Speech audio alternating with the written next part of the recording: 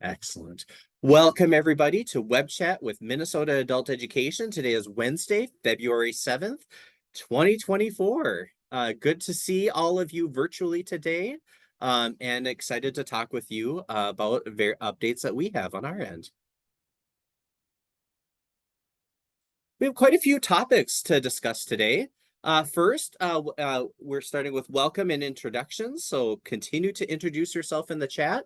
After that, we're going to give a brief update about the federal monitoring visit that took place last week and took a lot of our time on the state team.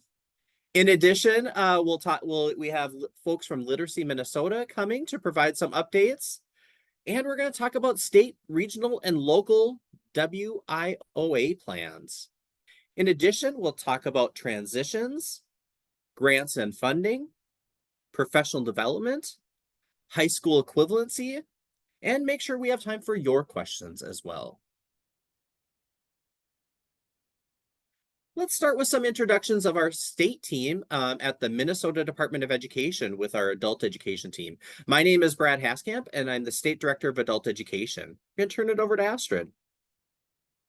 Good afternoon, everybody. I'm Astrid Leiden, and I'm the Professional Development Specialist for the Adult Ed team. Good afternoon, you guys. This is Brandy Logan. I'm the High School Equivalency and Accountability Specialist for the team. I'm going to pass it over to Haley. Hi, everyone. My name is Haley Swanson. My pronouns are she, her, and I am the Records, Grants, and Admin Support for the state team. I will pass that down to Jody. Good afternoon, everyone. I'm Jody Versa. My pronouns are she, her, and I am the Program Quality Specialist for the team, and I will pass it to Julie. Good afternoon, everyone. I'm Julie Binkle. My pronouns are she, her, and I'm the Transition Specialist here at the Department of Education. And I believe Neil is not. Yep, you are correct, Julie. Neil is not available today or this afternoon to be part of our session, but Neil Allard, their pronouns are they, them. They are our records, communications, and administrative support specialist, and we really appreciate all the work that they do, and I really appreciate the work that our entire team does. I'm so excited to be working with such an outstanding team, and I'm excited to be working with all of you in the field as well. Let's go to the next slide. Yep, the big topic. Let's start talking about how did the federal monitoring visit go? So last week, we had staff from the U.S. Department of Education that visited us here in Minnesota for the entire week. They arrived early Monday morning, and they stayed through until Friday. We had events each and every day and interviews with them, as well as a variety of other things that took place during the week. It was a pretty intense week on our part, and I really appreciate everyone's contributions to that visit, and I really want to thank everyone who participated in that visit. Let's go to the next slide. First off, we were able to visit some of your sites on Wednesday, January 31st. So I really want to give a special thank you to folks at St. Paul's Hub Center and all of the St. Paul Community Literacy Consortium's community-based organizations and providers. International Institute, to Minneapolis Adult Education, especially the folks at North Campus, to the Metro North Adult Education staff at the Blaine Learning Lab, and in the entire consortium we had folks, and with the Department of Corrections at the Shakopee facility. Each of those sites and the staff and the partners really showed some outstanding excellence in adult education and represented our field well. So thank you all for hosting us and the federal team, and thank you for everything that you shared and the work that you do. Thank you.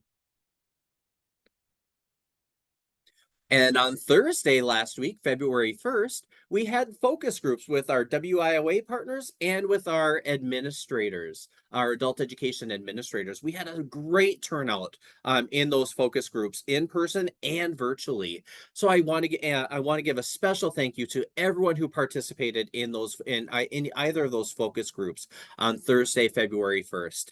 The federal team they did say that between the site visits, they were really excited to see the collaborations and especially those co-locations with adult education and career force and our WIOA partners. With the focus groups on Thursday, the federal team members continued to say that these were some of the best focus groups that they had ever participated in. All of you really demonstrated some passion, really knew about adult education and represented the field and the system well. So thank you all for your dedication, for your passion, and for sharing your perspective at the focus groups. We do have some outcomes that we can initially share regarding the federal monitoring visit. First off, we want to let you know that there's no official report yet. We will receive an official report at MDE about 60 days after the visit. That means maybe early April. I keep joking that this will be our April Fool's gift for us as a system. This report will include highlights of the system, recommendations to improve the system, and issues that will require us to make changes. And yes, there will be issues that we will be required to change based on the report that we received from the federal government. Remember back in 2014, the last time we had a monitoring visit, there were certain things that we needed to implement, like the 40-hour testing rule. We had to develop SID and move away from MABE and MARCS, and a couple of other things as well. So there will be this time again some required changes that we will need to make to the system based on this report that we will receive from the federal government. A couple of initial items that the federal team noted during the week. We'll just share two things. Again, these are not items that are necessarily what we're going to change yet, but a couple things that stood out to them initially were that we had a lower number of adult learners in SID that had Social Security numbers documented. And that does impact our ability to report on outcomes, especially employment outcomes. We understand that 100% is not realistic because you may be serving people who are new arrivals that do not have Social Security numbers yet. You may be working with people that do not want to give you your Social Security number. You may be working with people that do not have a Social Security number. And all of those are allowable within our system. The expectations statewide and with each program, each provider is that, and grantee is that we have at least 60% of our learners that are that have Social Security numbers documented in SID. And unfortunately, we're not at that point yet. And so there may be some recommendations or issues that we need to change based on that, but we do not know yet. The other item that they noted is that there seemed to be an underreporting of National Reporting System or NRS data from learners in SID, which include the Workforce Innovation and Opportunity Act, or WIOA, barriers to employment. You'll see that many of those listed in the NRS data section in the student files in SID. And so the federal team really noted that there seemed to be an underreporting of those barriers. And so as we get the report, as we learn more, we'll be implementing strategies based on the recommendations and issues that require changes. Jody, as one of my colleagues who really helped facilitate the logistics of this process, anything you'd add about the federal monitoring visit? I think you covered it, Brad. I will address. Oh, looks like we've got some questions in the chat. The question about will SID accept ITINs? No, you should not put an ITIN into SID. We do need Social Security numbers. We understand that some folks who do not have Social Security numbers do have ITINs, but that doesn't work for our data matching purposes. And we do recognize that different sites and different locations are serving different populations. So you may want to start thinking about, when you look at different sites and you look across your consortium, there very well may be programs that are serving a higher percentage of students who you can't get Social Security numbers for. And that's okay. But start thinking about the balance of the fact that that means that you will need to strive to get a higher percentage of Social Security numbers from students who do have them and are willing to give them to you. So we sort of suggest that you think about it that way. And to answer your question, Brian, is there an acceptable alternative? Nope. Unfortunately, the Social Security number is the only number that we can use for our data matching purposes. So we really have to shoot for getting 60% of all of our students in SID having a Social Security number associated with their account. Thank you, Jody. And yes, Emily, like you're saying, you're wondering if other systems that maybe where adult education has more college providers, maybe they have higher rates of Social Security number sharing, potentially.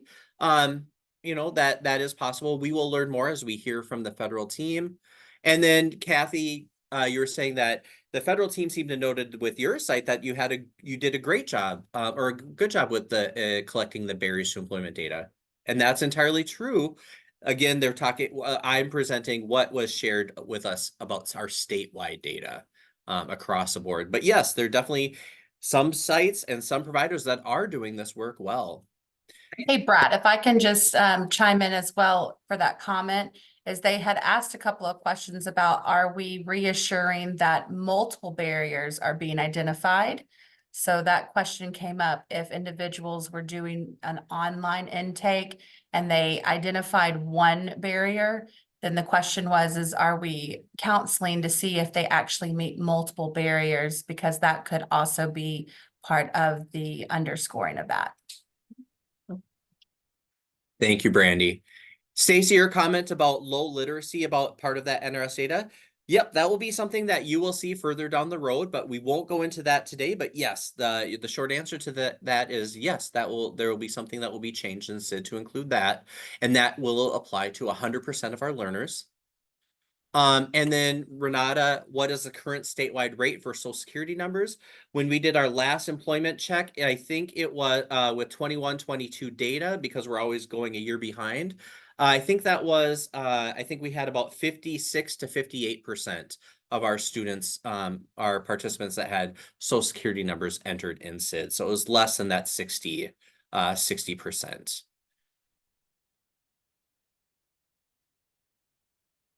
And then, yeah, I think that's everything. Okay. And I'm sure you may have many other questions. But I will just say, overall as a state, we did a good job. We have a very solid system. The federal staff were a little thrown off that we have such a high amount of state investment in the system, because so many states that they visit work just off of federal money. And the fact that federal money is the small pot of money funding that we have compared to our state funding actually threw them for a loop. And they actually sometimes struggle to kind of understand that the state funding helps drive our system more than the federal money does. So I think that we should, it's just one reason to be proud to be part of our Minnesota adult education system. And it's exciting that we can do a lot more because of our rich state investment. I shouldn't say rich because, you know, rich makes it sound like we have a ton of funding to run our system. No, we're still underfunded, but compared to many other states, we are better off. We'll share more as we get the official report from the federal government. Let's go to the next slide. Okay, at this point, I'm going to turn it over to our folks from Literacy Minnesota to share some updates. And so I'm going to first turn it over to Caspian. Caspian, it's to you. Hey, hi, everybody. My name is Caspian Jensen. I am the hotline specialist at Literacy Minnesota. And I'm just going to give you a brief overview of some of the trends we are seeing on hotline. So if you could go to the next slide, please. So just to remind you of what Hotline does, the Adult Literacy Hotline connects learners from all over the state of Minnesota to ABE programs in their area. And learners can reach out via phone, text, or email, and the hotline is operated Monday through Friday. Next slide, please. Oh, thanks for the link, Astrid. So some of the key trends that I have noticed and my team has noticed in the last few months is there has been a large influx of Spanish speakers who are looking for beginning English classes, particularly in the evenings. A lot of these folks are working, and so they need classes that are after 5 p.m. We continue to get a steady stream of calls from Somali speakers looking for GED, computer, and English classes at varying times. And we are seeing more calls from Ukrainian families for beginning English classes, and again, in the evenings to accommodate jobs.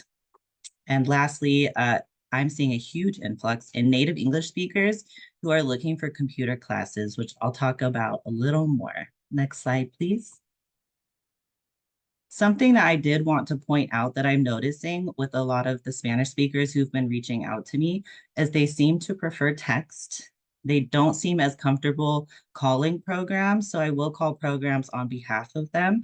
But it seems like having access to email, being able to email programs makes them more comfortable, I think, so they can use translation services. And they also really like having walk-in hours. So programs that have walk-in hours will be more appealing to them. And again, the evening in-person classes specifically because of a discomfort using the internet and computer is something that's really sought after. Next slide.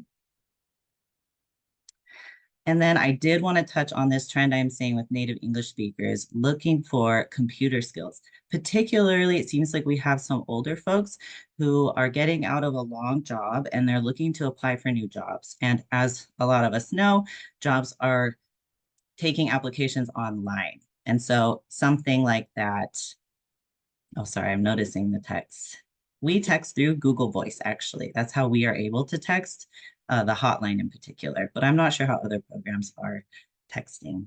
But yes, computer skill classes with a focus on how to apply for jobs online and attach emails, flyers, and resumes to their emails so that they can apply for these jobs. And I am still seeing a need for basic reading and writing skill classes for native English speakers. Next slide, please. All right, so I wanted to draw your attention to this new form that we just got up. This is where you can go and request materials for your programs. We have flyers that are available in 10 different languages like Somali, Spanish, Arabic, Hmong, Ukrainian, much more. And then we also have rack cards, which are great for businesses and libraries. And then we do every door direct mail. So if there is a zip code, we can choose a route within a zip code to mail out flyers. That's something that we offer. So if you have a lot of folks coming to your program looking for online classes, but you don't offer online, feel free to hand them our flyer and I would be happy to help find a program that fits their needs. That's all from me. I'm going to go ahead and pass it on to Susan now. And if you want to go to the next slide for her, thank you. Thanks, Caspian. I just have a very quick update with a couple of resources that I wanted to share. So for those of you who don't know me, I suppose I could turn my camera on here. I am Susan Wettenkamp-Brandt. I am the Senior Manager for Educational Technology and Digital Literacy at Literacy Minnesota. And in that capacity, I serve as the team leader on our statewide distance learning and technology team. And at the regional events in the North and the South this past fall, I led a workshop for teachers on planning technology learning goals for themselves rather than for their students. So I shared some tools and some resources in those sessions, but I know that not everybody is able to go to the regionals. There wasn't one at all in the metro area, so not everybody has had access to these resources. So I wanted to put them out there for everyone. There are two, one for teachers and one for managers. They're both listed here on the slide deck, and you can click those links when you get the slide deck later on. They are shared with us from our colleagues in Pennsylvania, and Pennsylvania and Minnesota are both members of what's called the IDEAL Consortium, which is a group of state adult education leaders who focus on technology and online learning. And Minnesota is a member through Literacy Minnesota. And as a member of that organization, we have access to materials and resources that are shared by our colleagues all around the country. And these two tools are for self-assessment and program self-assessment. So for teachers who are thinking, you know, I really need to improve my technology skills, but I don't really know where I want to start. The Digital Literacy Competencies for Teachers is a really nice resource that breaks down technology skills as they relate to your teaching, not just sort of generally, how do I use technology, but how do I use technology for teaching? And those can help you make decisions about what is most important for you to focus on for your professional development. And then the other tool is really aimed at managers who want to evaluate and plan for their program. What are our needs? What are our strengths?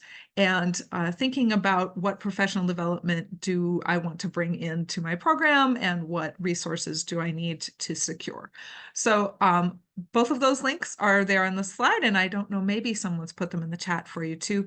And my email is on the slide at the beginning of this section, and you are always welcome to contact me online, and I would be happy to point you in the direction of professional development resources for technology and distance learning. Let me know if you have any questions. I can take them in the chat.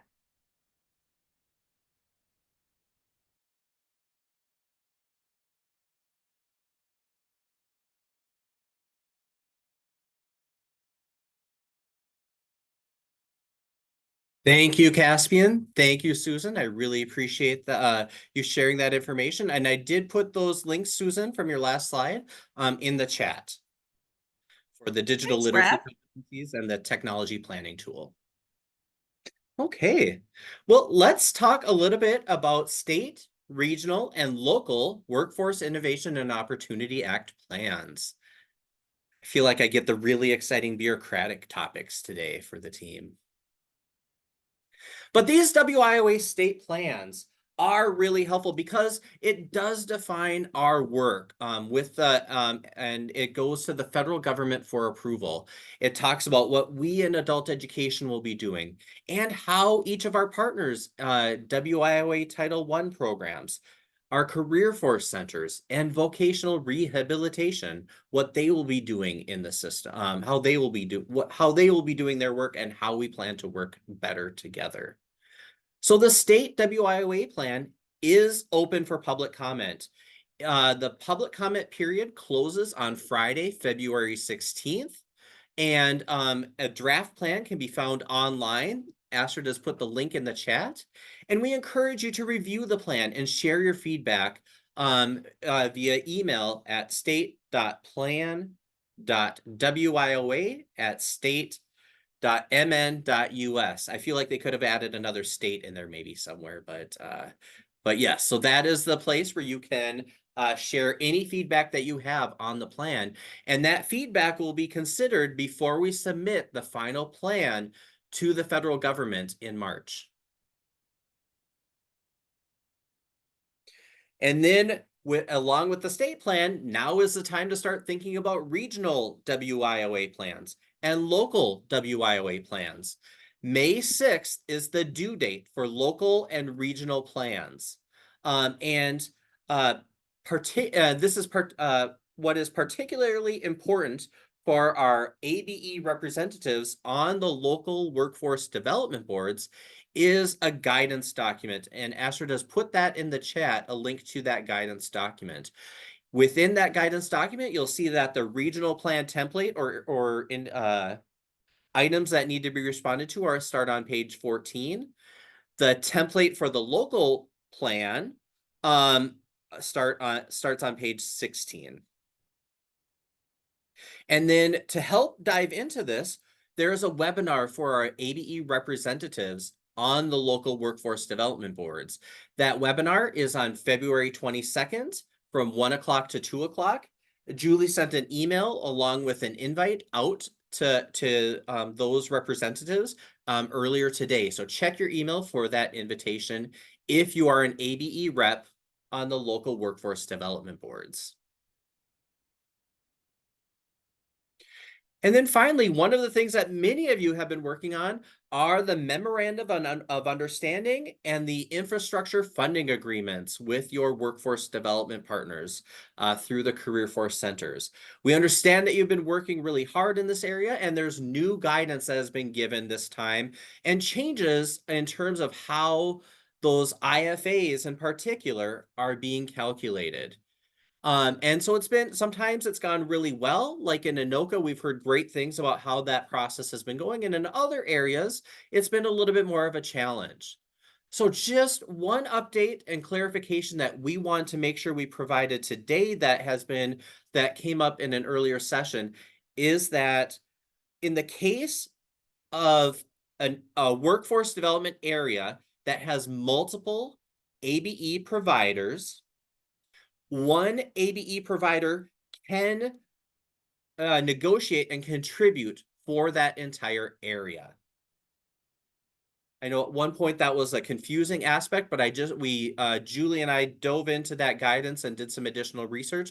That is true that one ABE provider can contribute for the entire area, even if there are multiple providers in that area.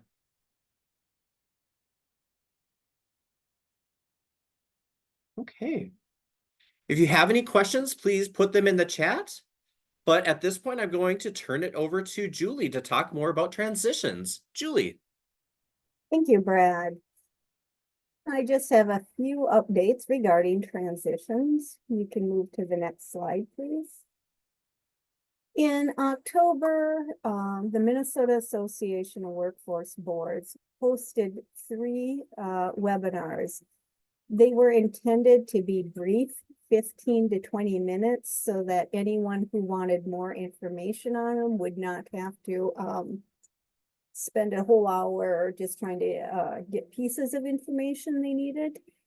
And so there were also one-pagers that went along with the short videos. And the topic of these 3 webinars and one-pagers are co-enrollment with our Title I partners under WIOA. We are Title II. Title I includes the adult program, the youth program, and the dislocated worker program. And at the federal level, they are really encouraging co-enrollment in both Title I and Title II. So if we are providing the education for an individual and we co-enroll them in Title I services, they have access to a case counselor, someone who can assist them with services that might help them get employment or help them stay engaged in school. And so these one-pagers and the videos talk about what some of the local areas have been doing to support this co-enrollment. And the link to those is provided in the chat. Next slide, please. The regional transitions plans for the upcoming 24-25 year will be out in early March. Just for those who are not familiar with what is the regional transitions regions or plans, there are 10 regions across the state. Each region has a transitions coordinator. The ABE managers of each region must collaborate to develop the regional activities that build the capacity to transition learners into employment, training, or post-secondary. That's kind of the purpose of the regional areas, and using the $50,000 to kind of incent that work. And as I said, these will be out in early March. And so hopefully people will start generating some ideas on some activities they might want to try in their region. So when the RTCs reach out to you, you'll have some ideas on how that $50,000 can be used to leverage helping learners transition to employment, training, or post-secondary. Next slide, please. Finally, just 2 reminders. One is around nursing assistant and the exam for nursing assistant. It is free through a grant through the Minnesota Minnesota State Health Force Center of Excellence. And this year, a learner will have to take a required 3-hour refresher before they will receive the promo code to test at no charge. This is designed for learners who are interested in going directly into employment, not necessarily going into college. As you know, some colleges require it as kind of a prerequisite to get into some of their health programming. This is designed for those who want to go directly into employment. They have required the 3-hour refresher training because the test has changed and there are some issues with some learners not being able to pass it. And so by completing the 3-hour refresher, they're hoping to get those pass rates up to a higher level.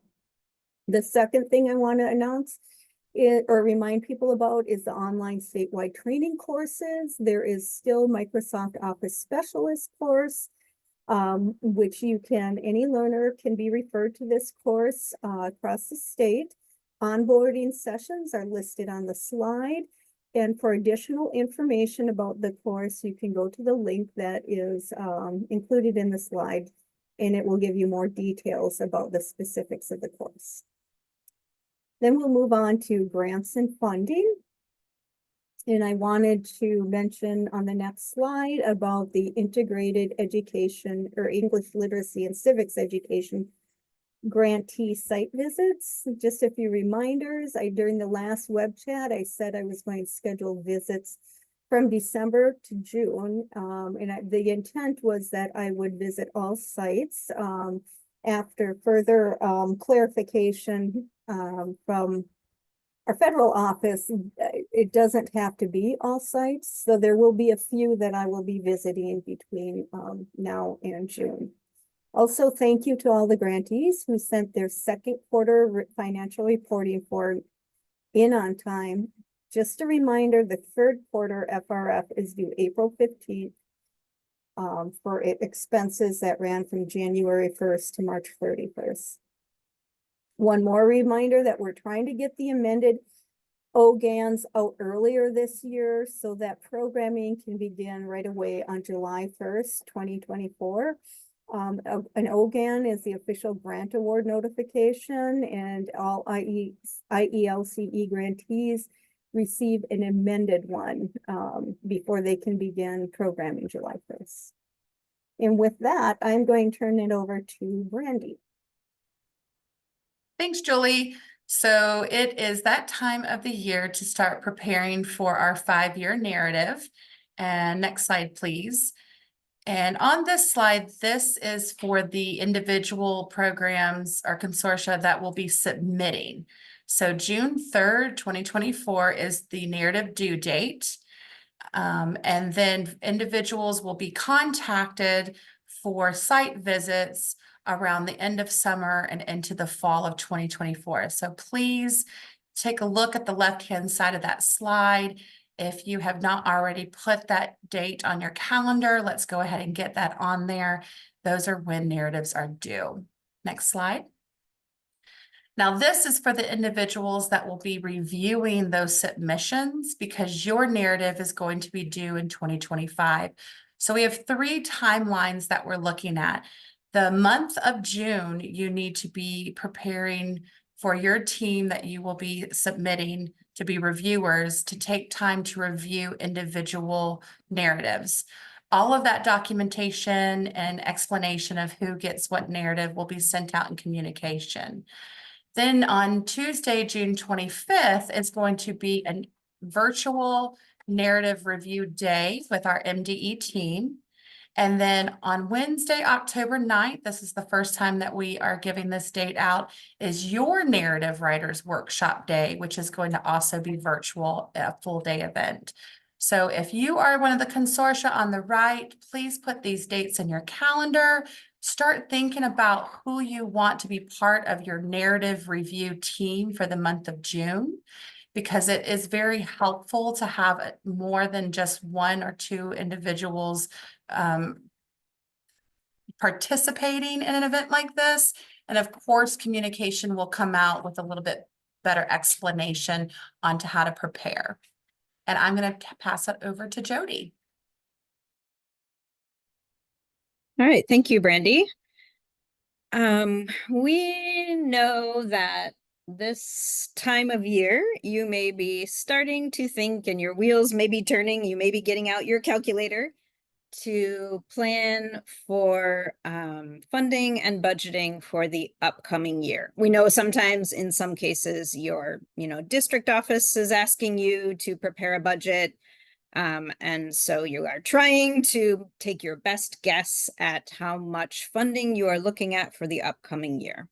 So we wanted to take a few minutes today to give you as much information as we have at this point, and just some reminders and explanation of some of the factors that are important to keep in mind when you're trying to answer this question. I want to start by sort of laying the background of that we had during pandemic times, we had 3 fiscal years in a row where we just held everybody's funding basically level. And so contact hours didn't matter as much during that time. And then for this current fiscal year that we are in right now, so this is fiscal year 24, we went back to the regular system of basing your funding on your contact hours. So when we look ahead to fiscal year 25, it's sort of the second year of our new normal, but we are definitely still kind of climbing back out of that COVID dip. So I think we're still looking at a few years before we have kind of completely reset from the disruption that COVID caused. So on the next slide are some starting points, just to make sure that we're all on the same page, and so you have the context for making your guesses and your calculations. So just to confirm again, this back to normal means that contact hours from May 1st, 2023 through April 30th, 2024 will be used in our formula for calculating 24-25 funding. So remember those dates are the dates that we had been using before COVID, but then we kind of took a break from that for a few years. Another thing just to keep in mind in the second bullet is about the total amount of state funding. So really from our MDE team's perspective, what we are doing when we calculate funding is we are dividing up the total and figuring out how much goes out to each consortium or each grantee. So in terms of that total amount, it may be similar to what we see for this year, or it's quite possible that it actually could be a little bit higher, up to 3% higher. And I'll just pause and say, shout out to Literacy Action Network because of the lobbying efforts and the advocacy work that happened to get an important change to state statute in the last legislative session. That means that we now have a mechanism for our statewide total adult education funding to increase a little bit every year as long as K-12 funding also increases. So that's excellent news. We're really happy that that finally got across the finish line. It had been attempted several other legislative sessions. So this for FY25 is the first time that that new increase will be sort of operationalized. I think it remains to be seen a little bit how the logistics of that will work, but we may very well be looking at a slightly higher total amount of state funding, which is great news. So the last bullet, and another sort of baseline for you to keep in mind, is if the total amount of funding stays the same, or if it goes up a little, which is likely, and if contact hours go up, then the contact hour rate is going to go down. Now that's the opposite of what we saw last year. Last year, we were looking at a lower amount of contact hours than we had been using before COVID. And so because there were fewer hours, the contact hour rate went way up. But this coming year, we can expect the opposite effect, because really what we're doing is just dividing out the pot. So the more contact hours, the less each one is worth, or the more that rate goes down.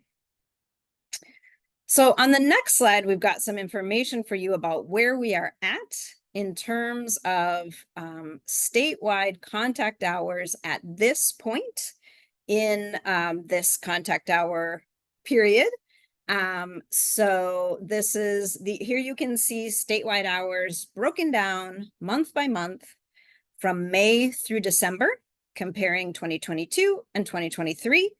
So probably not surprising, you know, all of those months are up. We are moving back towards pre-COVID levels, or maybe we are just figuring out what the post-COVID normal is, but definitely we are seeing an increase at this point. So currently, overall, or through the end of December, that increase statewide is sitting at 17%. So on the next slide, here's a hopefully simplified way for you to think about what that means for your program and for predicting funding for this upcoming year. So if you look at the graph on the left, it's comparing the statewide total in blue, Consortium A in yellow, Consortium B in gray. Well, both of them are comparing those. The graph on the left is sort of saying, okay, last year's total, we'll just call that 100%. And then the graph on the right is comparing this year's total, the time period we're currently in. So it's looking like statewide, maybe we'll be at, for the total from May through April, that total year-long period, we might end up being at 120% of hours when compared to last year. So what that might mean for different consortia, if you are Consortium A and your consortium is seeing 125% increase in hours as compared to last year, you can predict that that would mean an increase in funding for your consortium. On the other hand, if you are Consortium B and your consortium is seeing a 105% increase, or sorry, I'm saying that wrong. If you have 105% of hours as compared to last year, that's actually lower than the increase that we're seeing statewide, which is 120. So even though your hours are up from the previous year, that still may predict a decrease in funding. So Clarice, see your question. Yes, the simplified bar chart is really just sort of meant to, it's just using super easy numbers so that the math doesn't get in the way. But yeah, you can think of it as representing percentages of this year's hours compared to last year's hours. Yes. So again, remember, this is sort of the opposite of last year, where last year we predicted a statewide decrease when compared to the pre-COVID hours. And so you were really looking at, was your decrease more or less than the statewide average? This year, we're looking at a statewide increase. So your question is your increase at your program more or less than the increase overall statewide? So that can help you just get a very rough sense of whether you are looking at roughly level funding, maybe something of an increase or something of a decrease. Now, there's a couple of caveats to keep in mind. It is actually not that simple. But use that as a starting point, and then keep in mind there are several more factors that may or may not apply to your scenario. So a couple of caveats. On the next slide, The first caveat is about the contact hour revenue growth cap. So this is in state statute. And if you like to read state statute, the reference is there at the bottom of the slide. State statute says that any consortium's contact hour revenue, so not the whole grant amount, but just the part of your grant award that is calculated based on contact hour revenue, that part of the award can't exceed 11% growth or $10,000 more than last year, whichever one is bigger. So an important thing to keep in mind, though, is that this cap, it's not saying that you are capped at 11% growth of your contact hours from last year. It's saying that you are capped at 11% growth in your contact hour revenue from last year. So another way to think about that is if the contact hour rate decreases, so the amount you get per contact hour, if it goes down, which is what we are predicting this year, then an 11% growth in contact hours doesn't equal an 11% growth in revenue. So we just want to make sure that you are not, don't think of it as, oh, we hit 11% growth in contact hours, we're going to stop trying to get any more. That's not how this works. At this point, it is really not possible to know what the contact hour rate will be. So it's impossible to know how many hours will equate exactly to that 11% growth. So just keep offering your best programming. And if you're growing, that's great. We know sometimes this cap is a little frustrating for folks, but just consider it as your goal is, if you are a growing program, to hit this cap, and it's hard to know exactly how many hours it will take to do that.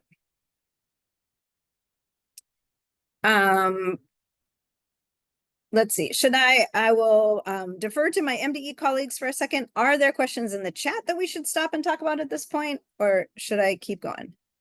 Hi, Julie. This is Brad, or Jody. Sorry. You'd think I'd get the names correct after 10 years, but yes, there are some questions in the chat that we can address at this point in time. So one question that we can address is, let me see here. What happens to the funding that is held back from those that maybe grow more than that contact hour revenue growth cap of $10,000 or 11%? So Anne was asking that question, and so I'll do the initial answer to that, and Jody, please add to that. But basically, when a consortium, when we do the formula calculation, any consortium that hits that contact hour revenue growth cap of $10,000 or 11%, whichever is greater, that funding then goes back into the formula to help rerun the formula. And so other consortia will see an increase then in a small increase in their funding overall. Jody, anything you'd add to that or edit to that? Nope, that is correct. I'll just say it another way in different words. So basically, yep, any program that is capped, whatever money they are losing to that cap goes back into the pot and it's redistributed to everybody else. So it actually ends up helping other programs that haven't grown as much. And that's what it's designed to do. It's designed to make it so that one program can't grow so much that it ends up having a really detrimental effect on everyone else. Excellent. I appreciate that other framing of it, because it's helpful to wrap our brain around this in multiple ways, because there's a lot of different ways to look at this, as you were saying before. Yep. Another question comes in: how do we predict the 3%? And I'm assuming this means if there is, let's say, up to a 3% increase in state funding, will that be applied to the contact hour revenue or across all parts of the ABE formula? And so the initial answer to that is an overall increase in ABE funding applies overall to the funding or to the funding formula. It's not just limited to contact hour funding. Right. That's exactly how I think of that too. What it means is that we're just starting with a bigger pizza. Remember, we've been talking about the pizza of like what the task that our team has is to divide up the pizza. A 3% increase just means a bigger pizza. So hopefully it means a little bit bigger piece for everybody. Excellent. I love using the pizza analogy. Thank you, Jody. Yes. The next question is, okay, so let's say we're a program that has been improving over time, but now this year we're actually seeing a leveling off or a stabilizing point. So if we're not seeing, so what I'm assuming then is you're not seeing 17% growth in your contact hours this year compared to last year. So does that mean we might see it in that program or grantee situation? Does that mean we might see a decrease in funding because we are not at 17% growth in terms of our contact hours? And the short answer to that is generally the answer to that is likely yes. However, we need to look at this caveat, all of the caveats, including the next one that Jody will address. But Jody, would you say anything more about that? Yeah, I agree. Short answer to that question is yes. However, I would also just push back a little bit, Brian, on your framing of improved. The number of contact hours you are generating is a little different than improvement, I would say. So I think you're asking a question about the number of contact hours, not specifically about improvement. So yeah, if you were in the past, you were growing and having more contact hours, you would see more increases of funding. If you're growing at a slower rate now or not growing, then yes, you might expect to see a decrease in funding. Yep. And then one other question, and Jody, I'm gonna need your interpretation or help with this next. So Susan's asking, and I'm not entirely sure what she's referencing. I'm assuming maybe would this depend on how much per contact hour each program is currently receiving? I know we are up about 15% in hours over last year, but I also know we receive a very low dollar amount per hour. Could we expect a growth in the amount per hour we receive? Yeah, Susan, I think I understand your question. And I think what you're referring to is the fact that your program in the current year hit the cap, that growth cap. So you're an example of a program that is growing, which is excellent, but we understand that's frustrating in your scenario to not be able to capture all of that growth. So here's what I would think, here's the way I would suggest that you think about it. When you are predicting next year's funding, take a look at how much in the current year, how much was awarded to your program of that contact hour revenue after the cap was applied, and then add 11% to that. So 11% in terms of dollars, not in terms of hours. So whatever you were awarded last year, plus 11% in that contact hour column is what is the maximum that you could expect this year. Now, how that plays out in terms of what contact hour rate that is, it's kind of impossible to predict that at this point, because that depends on the statewide total of contact hours, and we don't know. But in terms of the actual revenue, you can predict what the maximum contact hour revenue your program could receive by just adding 11% to last year. That's really helpful, Jody. Thank you. One final question, and then we'll move on with, I guess, two final questions, and then we'll be moving on. Eric asked a question: does the census funding rate stay at 173 even if our state ABE funding goes up? That $1.73 per individual, according to the census, is set in state statute, right, Jody? I was just going to do a quick Google, but yes, I believe it is. I'm going to verify, but yes, that's the way I remember it. Yeah. And then Clarice is asking, when we're looking at the state formula overall, will the census numbers for LEP, no diploma, and base population be the same census numbers as last year, or are they being updated? And I have to admit, I don't know the answer. Yes, that is a good question. Here's my best recollection, Clarice. The formula, the number that we use, that census number, that comes from your district, what your district reports to MDE. And I don't believe that they are required to update that number every year, but periodically your district has to update that number. That I believe, However, Jody, yeah, you can push your community ed director yes. to update that number. So if it's to your advantage for your program, they can do an update to that number to do so. Yes, great. Thank you, Scott. That's what I was thinking. I'm glad you verified it. It is, but yeah, so if your census count is growing, if you have more people in your community than you did last year, then yes, connect with your community ed director who can update that number. The LEP counts and the no diploma, okay, the LEP counts are, that is also school district data. And I believe that that is updated every year. I would concur. Thank you, Scott. That no diploma count is from census data that I do believe is a 10-year census sort of a deal and is only updated once every 10 years.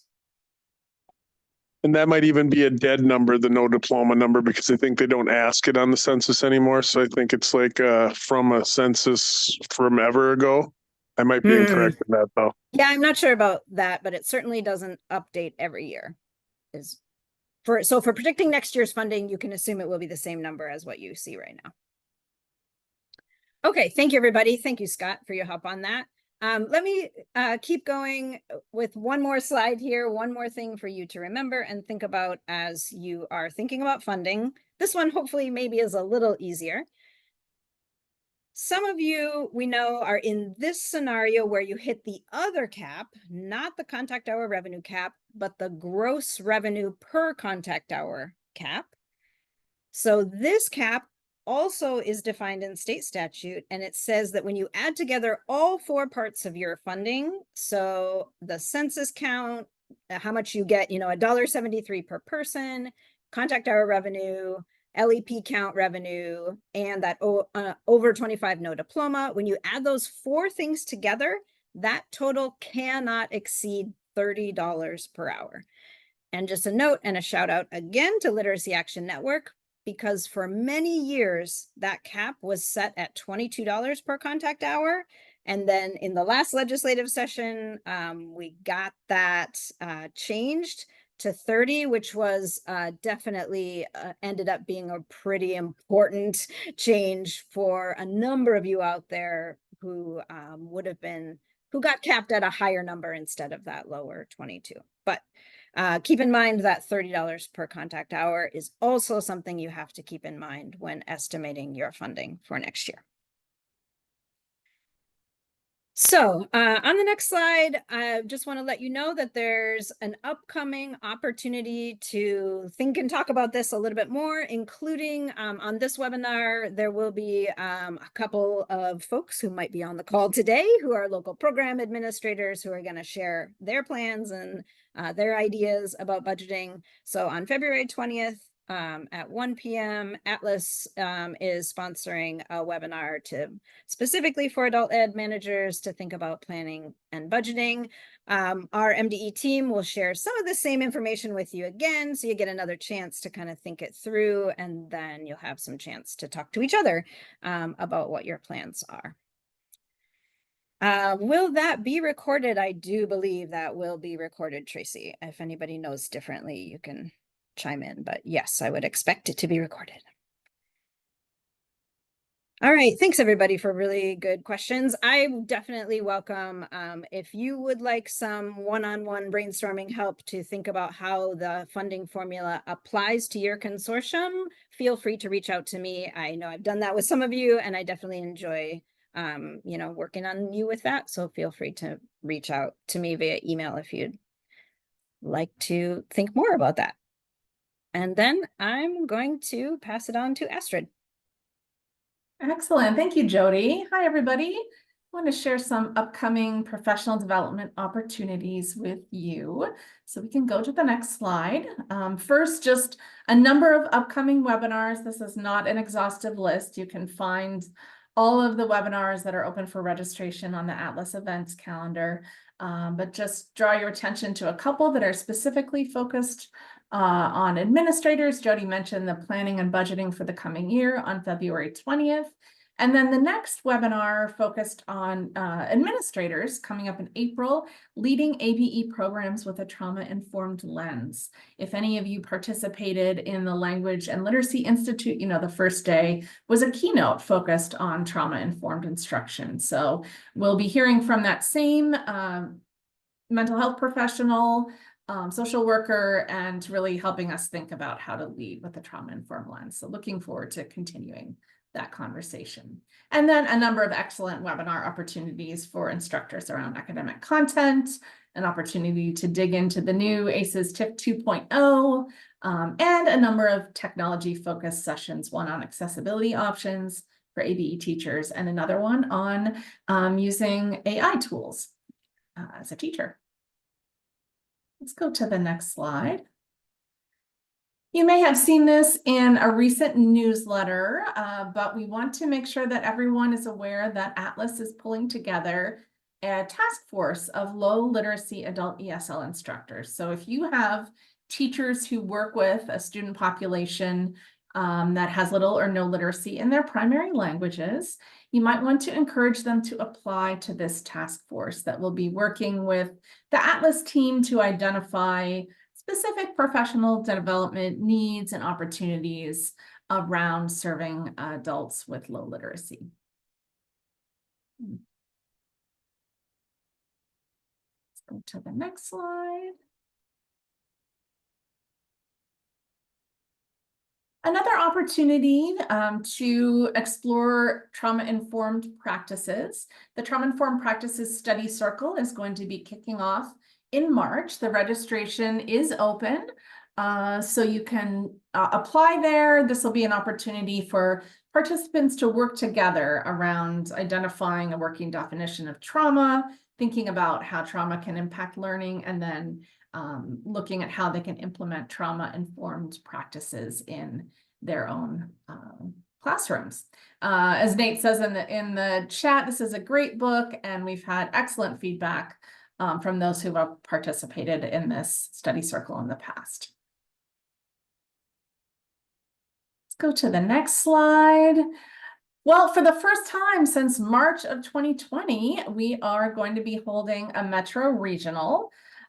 This will be on March 1st at the DoubleTree in Roseville. We're really excited to get together with Metro practitioners again, a wide variety of topics that will address different relicensure areas, different content areas, and then there will also be a session specifically for administrators, an opportunity for you to network, ask questions, talk about emerging issues, and there'll be a number of state staff on hand to answer questions and help problem solve with you. On the next slide, mark your calendars. The Minnesota Council of Teachers of Mathematics Spring Conference in Duluth is coming up in April. Once again, this year, Atlas is going to be providing scholarships for registration and travel. This is a really excellent conference and an opportunity for teachers to network and learn from other math teachers in a variety of contexts, K-12, adult education, and the college system. And the keynote this year is focusing on a framework for equity in the math classroom. So promises to be another great event. So keep your eye out for information about that opportunity in the newsletter. On the next slide, another save the date. We will be holding an Adult Career Pathways Institute sponsored by Atlas the morning of Friday, April 19th. There will be a number of concurrent sessions. We know that integrated education and training, single set of learning objectives, credentials, and employer partnerships will be topics that will be addressed. And then it will also be an opportunity to network with others involved in career-focused programming. So this is an event that is for any administrator, teacher, navigator who is involved in career-focused instruction. So we hope that you will participate. More information to come.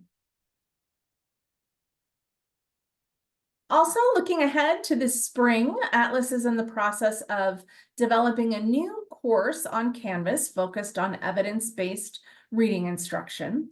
So this will include information about the 4 components of reading and assessments for those 4 components. And it'll be a combination of both online modules and synchronous webinars.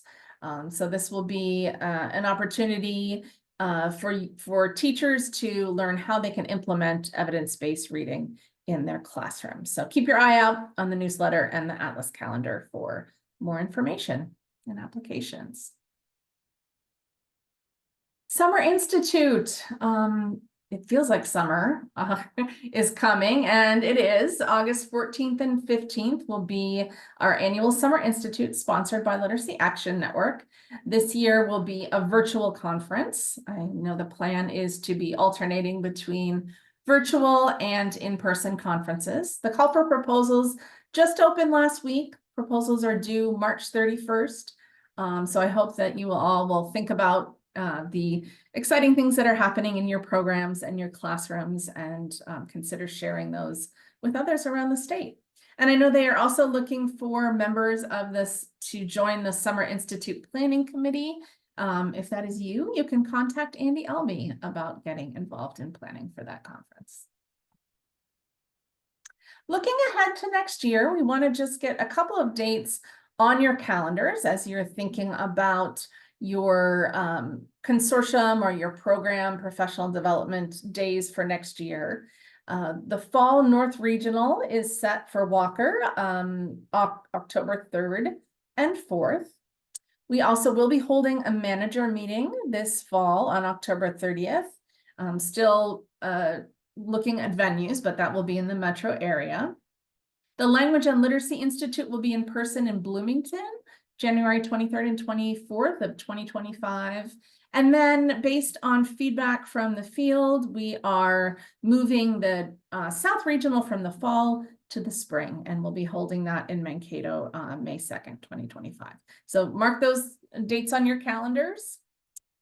Clarice, I see your question about if staff from South programs can attend a North Regional. Yes, I don't see why not. Anyone from any part of the state is welcome to attend any of these events. We just try to move them around so that people have opportunities closer to where they live and work. And the topics sometimes are tailored to the particular activities happening in that region. Let's go to the next slide. Thanks, Haley. So I want to just remind folks, Kristen Kelly from Atlas did send out a CCRS cohort interest survey to gauge interest in sending a team through the CCRS implementation cohort next program year. So we're just asking that you respond by February 29th to help us make some decisions about whether to run that cohort if there's enough interest. This is a really excellent opportunity if you have staff that have gone through the CCRS Foundation's online course or face-to-face workshop. This is an opportunity as a program to really dig in and look at developing lessons and evaluating materials and student work for alignment to the standards, and then to develop a CCRS implementation plan for your program, or to update that if it's been a number of years. So let us know if that's something that you might be interested in participating in next year. And then finally, just a reminder that per our most recent volunteer training policy, all volunteers who are working with adult learners are required to receive Foundations of Adult Education tutoring training or Foundations of Volunteering in the Adult Education classroom, depending on their role, whether they are leading instruction or supporting instruction with a classroom teacher. You have a link here to find out more about those different training options, and the link to the volunteer training policy is on that website as well. There are now a number of different ways to participate, including face-to-face, webinar, and asynchronous options for those trainings. And if you need a refresher on what the training options are and how to track your volunteer training in SID, we also have links here to 2 recent sessions that were done at the Literacy Minnesota Volunteer Management Conference, where you can get a refresher on the training options and how to enter those trainings in SID. And then finally, we just wanted to put a question out to the field. And if you want to respond in the chat, who's going to the COABE conference? It's in Nashville this year. A number of us on the state team are going in person for the first time in a while. So if you're going, let us know in the chat. And those of us who are going, we can look out for each other. Jody or Brad, were there any questions in the chat that I missed around professional development? There was just one question that I don't think you had a chance to address, and that was from Tammy. Tammy was asking if there is a vision to return to both fall and spring regionals for each region in the future. Okay, thanks, Tammy. At this point, the plan is to continue with one regional per year. Based on the feedback that we got around the regionals, our sense is that some people prefer the face-to-face options, some prefer the virtual options. So we're trying to offer a variety of different modalities, and also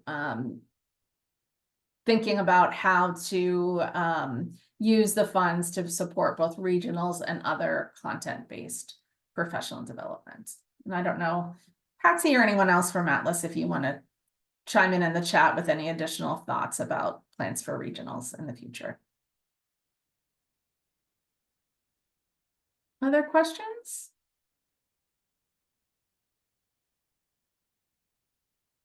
One more question in the chat, Astrid, from Eric. Eric is asking, is there a plan for a Metro Regional next spring in 2025? There is not one currently planned. And again, Patsy, I'll invite you to chime in the chat, but I think we are waiting to see what participation is like this spring, and make the determination whether that's something that we're going to continue to have. Yeah. But if once anything is booked or any plans are made, we'll make sure to notify you so you can get that on your calendar. That's all the questions in the chat. And so far, only 2 people have said that they are going to COABE. Patsy and Jen have said they're going to COABE. I haven't heard from no one else has responded in the chat that they are going. Okay. Yeah. Great. Okay, well, thanks everyone. I'm going to pass it over to Brandy to talk to you about high school equivalency. Thanks, Astrid. Just a couple of updates for the field. If you can go to the next slide.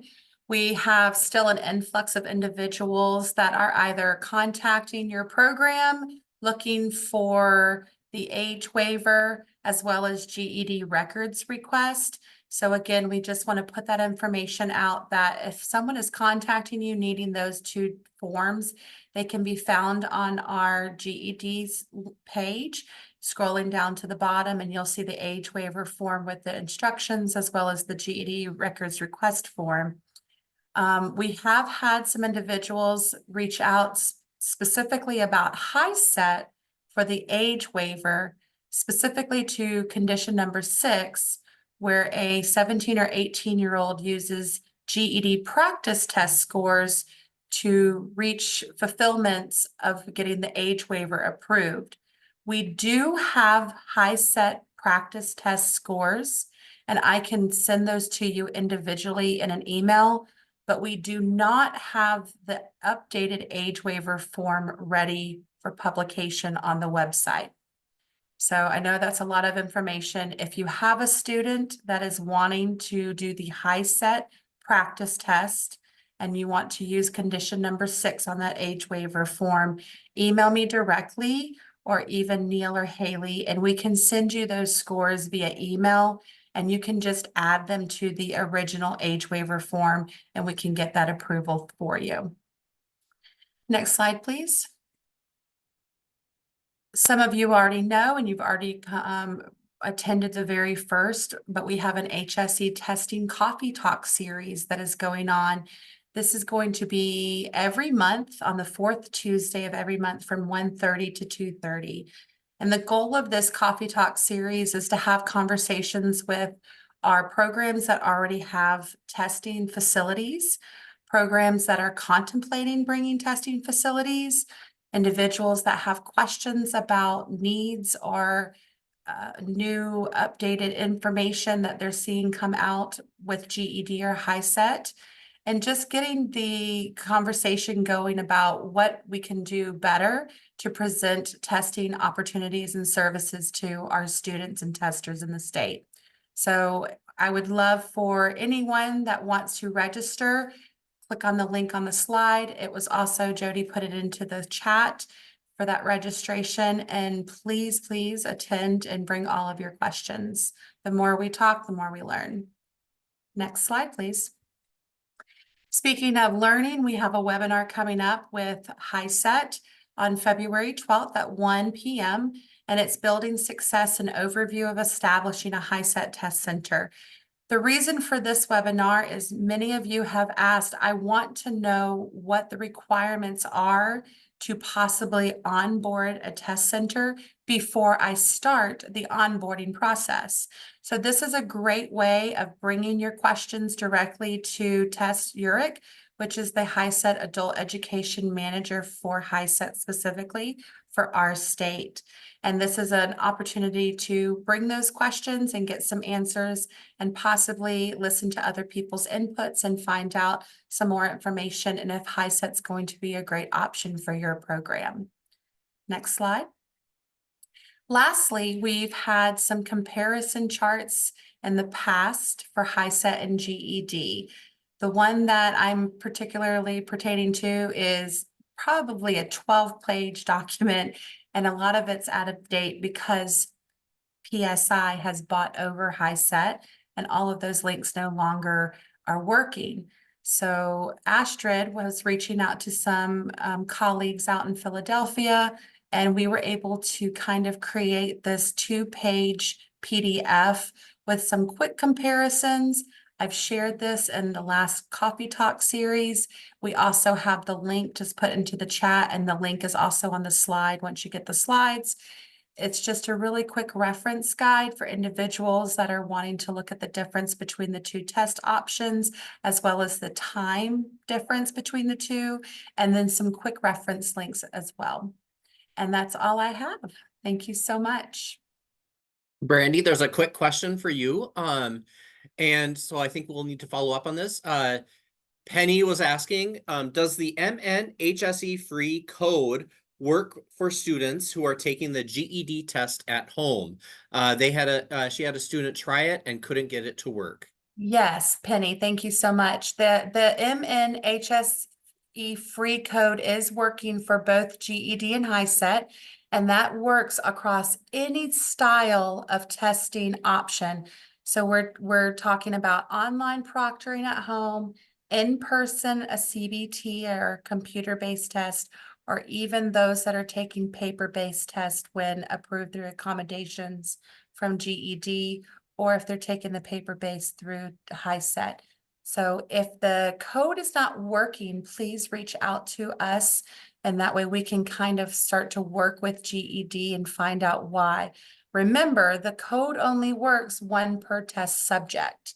So a lot of individuals might forget that they've used it once for math, or they've used it already for science. So it does help to keep updated on which test subject you've used that voucher for. Excellent. Thank you, Brandy. That is helpful. And I also included in the chat that if there are issues, she can email you with more specific information. And Penny asked a follow-up question. If they took a GED test in 2019, would it still work, Brandy? If the test was taken in 2019, those scores are still valid through the account online. And so you would be able to start with the voucher to continue to finish the existing tests that have not been passed. But that could be the issue why the code is not working for that individual. If they use their subsidy back in 2019, it is possible then that they've exhausted the subsidy because GED looks, I think, beyond just the year. Correct. You are correct, Brad. Thank you for clarifying that. So remember, in the past, before the new subsidy was added for covering the entirety of the test, you were only allowed to use it 4 times for that $10 off. So GED services, they only count how many times the voucher's been exhausted. So that is correct. It probably, if it's already been used 4 times, then it's not allowing you to now use it for the entirety of the funds. You know, and that's unfortunate, but yep, very likely could be the case. Well, thank you, everyone. There are materials, the recording and slides are available on the Literacy Action Network website. In addition, Jody added the slide deck for today in the chat as well, so you can take a look there. Let's keep going on the next slide. Our next web chat will be the annual grant application webinar on May 1st. Again, 1 to 2:30 p.m. So we will see you then. There in the chat, you should see a link to register for that session. If not, I will quickly add that in. Oh, yep, Jody put that in. Thank you so much, Jody. And then next slide. Thank you all for being here today. I appreciate all of the work that you're doing. Thanks to the entire team for helping to present today's information and updates. It was a great conversation. Let's go to the next slide. And Wendy, if you could end the recording, please.